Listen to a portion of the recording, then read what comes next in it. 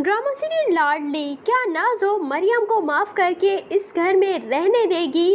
और क्या सुंदस और तबरेज़ की मंगनी होने वाली है ख़त्म? तो ड्रामा सीरियल लाडली की आने वाले एक साथ में दिखाया जाएगा कि एक जानिब तो नाज़ो, जिसने ववेला किया हुआ था कि जब तक परवेज़ उससे आकर माफ़ी नहीं मांगता तो मरियम वापस नहीं आ सकती, तो परवेज़ बेचारा जो है वो अपनी सेल्फ़ रिस्पेक्ट को एक बार फिर कुचलते हुए अपने बाप की सिफारिश पर पहुंच जाता है मरियम के ससुराल, जहां पर वो कहता है, पहले तो वो बहुत ज़्यादा रोता है अपने बाप के सामने और कहता है कि मैं नहीं जाऊंगा और मेरी क्या गलती कि मैं अब उनसे माफ़ी मांगूं। लेकिन उसका बाप कहता है कि तुम ठीक कह रहे थे, मैंने ही गलती की, मैंने अपनी बेटी की शादी बहुत गलत जगह कर दी, लेकिन अब निभानी तो है जैसे तैसे भी, इसीलिए तुम प्लीज़ अपनी सेल्फ़ रिस्पेक्ट को एक दिन पीछे रख कर अपनी बहन का घर बचा लो। इसीलिए परवेज़ पहुंच जाता है और वहां पर जाकर फिर परवेज़ का बाप कहता है कि आप लोगों ने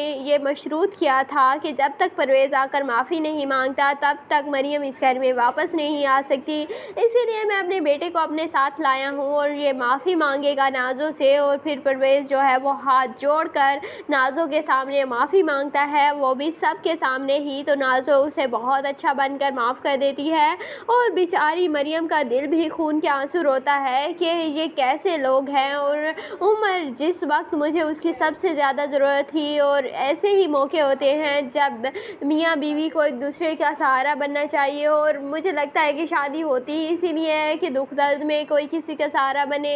अगर दुख दर्द में ही एक दूसरे के साथ शर्तें रखी जाएं कि तुम इस शर्त पर घर वापस आ सकती हो, या ये शर्त है, या ऐसे है वैसे है, तो इसमें बेचारी मरियम का क्या कसूर? और मरियम बेचारी ने शादी ही फिर क्यों की? 2 वक्त की सिर्फ रोटी के लिए वो अपने बाप के साथ घर नहीं खा सकती थी क्या? वो 2 वक्त की रोटी जो कि उसे नाज़ो या उमर दे रहा है।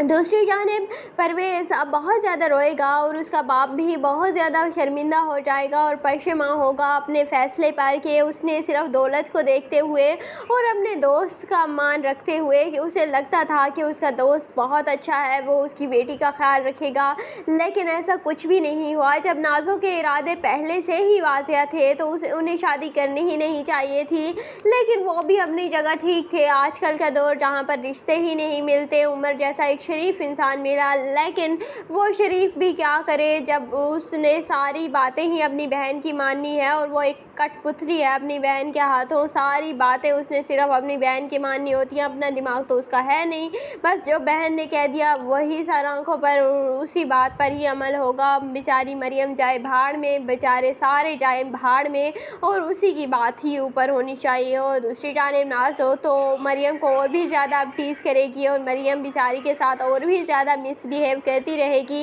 लेकिन मरियम सब कुछ सहती रहेगी और बहुत जल्द मरियम प्रेग्नेंट भी हो जाएगी, लेकिन उनके बच्चे को भी इस दुनिया में आने से पहले ही नाज़ो ख़त्म कर देगी। दूसरी जानिब सुंदस और तबरेज़ का रिश्ता भी अब आखिरी ही सांसें ले रहा है।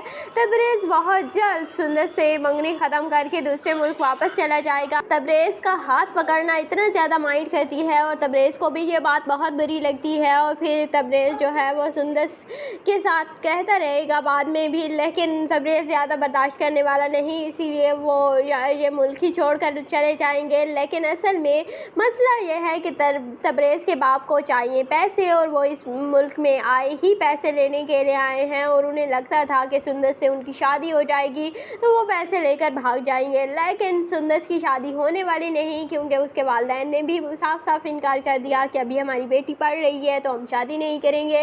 इसीलिए तबरेज़ खुद ही बैक ऑफ करके आई थिंक सो चला जाएगा, और बाद में फिर अरसल और सुंदस का सीन चलाया जाएगा। तो आपको ये ड्रामा लाडली कैसा लगता है? कमेंट सेक्शन में अपनी कीमती राय का ज़रूर इज़हार कीजिएगा, और अगर वीडियो अच्छी लगे तो वीडियो को लाइक और चैनल को ज़रूर सब्सक्राइब कर दीजिएगा।